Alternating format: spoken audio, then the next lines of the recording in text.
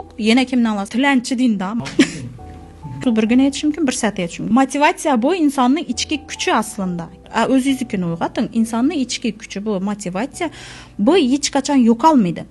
Uni faqat bosib turuvchi nodirlar bo'ladi.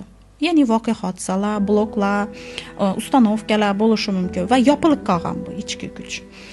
Shuni uyg'otish kerak.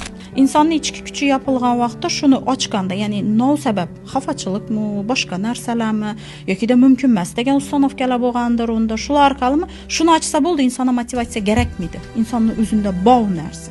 Misol uchun menga keladigan bo'lsak, menga bu ichki kuch dangasalikni xalos etishga yordam bergan. Bir ishni orqaga surishimni, tashashimga yordam bergan odatimni, keyin mas'uliyatimni bo'ynimga olisha.